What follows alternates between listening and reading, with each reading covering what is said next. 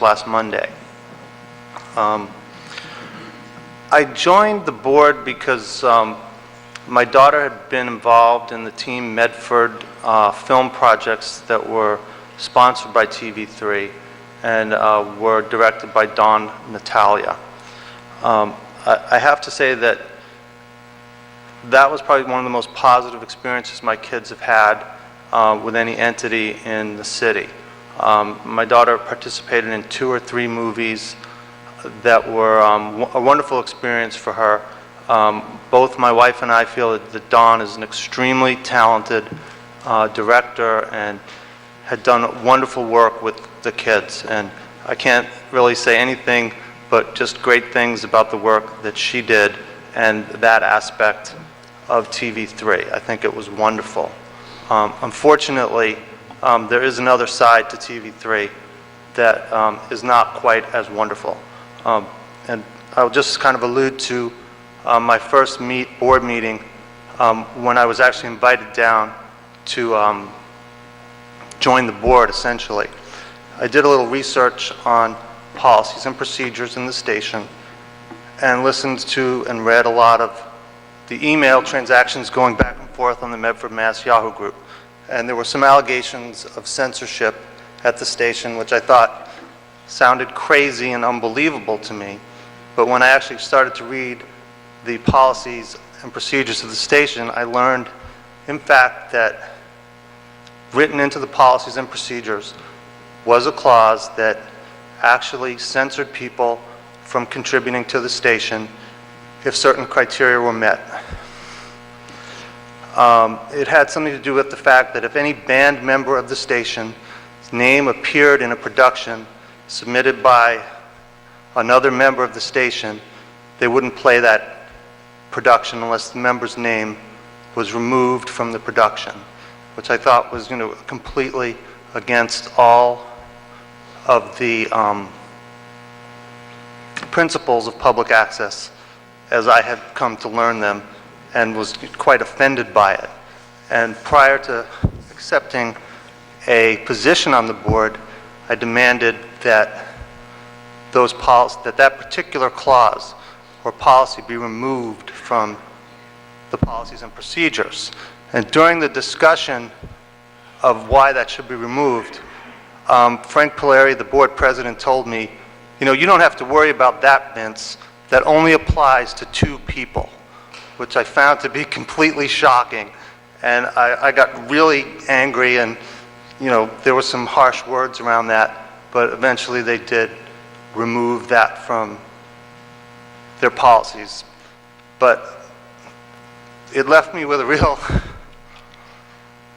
sense of how could these folks be, or how could Frank particularly be the president of the station when he doesn't have an understanding of what the basic function of a public access station really is all about, which is to provide access to everyone, especially people who might have things to say that nobody else wants to hear. That's what the station is there for, to give that person an outlet to speak their mind. And when they were censoring people, I just felt that they completely failed in their mission, and that's why I decided to join the board. When you came onto the board, sir, were you ever given a board member packet would have contained the minutes and other things of the board? Well, when I first joined the board, no one really took minutes. And does that mean that there were no prior minutes? Well, as far as I know, I can't speak to anything that happened prior to my joining the board.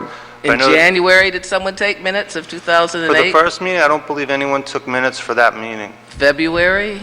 Well, once the mayor's new appointee came on, she seemed to know how to run a meeting, and we started taking minutes. This is the first board I'd ever served on, so I really had no familiarity with Roger's rules.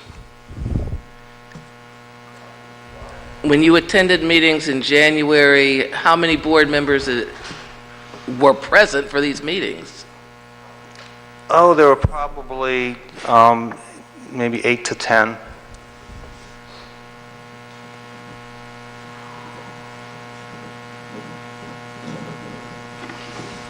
Continue.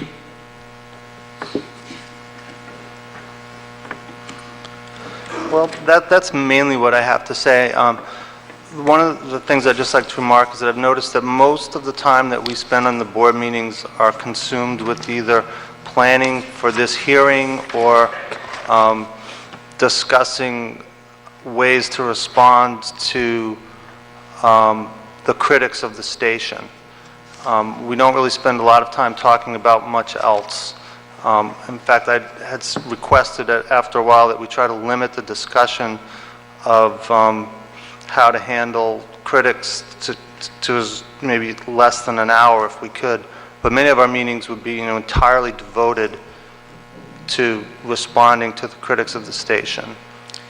Do you know if the bylaws were amended recently it would be during your tenure, so? Are you aware of a vote taken Specifically for what to amend the purpose? bylaws of the organization? No? We may have voted, there were so many votes taken on maybe amending a particular clause in the bylaws. But like a complete overhaul of the bylaws, I know we had been working toward that objective. Do you remember which meeting that would have been? Not precisely.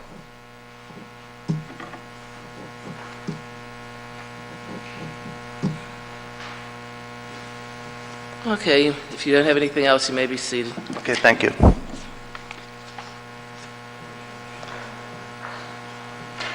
Would you identify yourself for the record? Yes. Phyllis Buccio-Notaro, 28 Traincroft Road in Medford. I'm the mayor's appointee to the board of TV3. Okay, would you spell your name for the person who's typing, the stenographer? PHYLLISBUCCIO-NOTARO. I joined the board of TV3 in March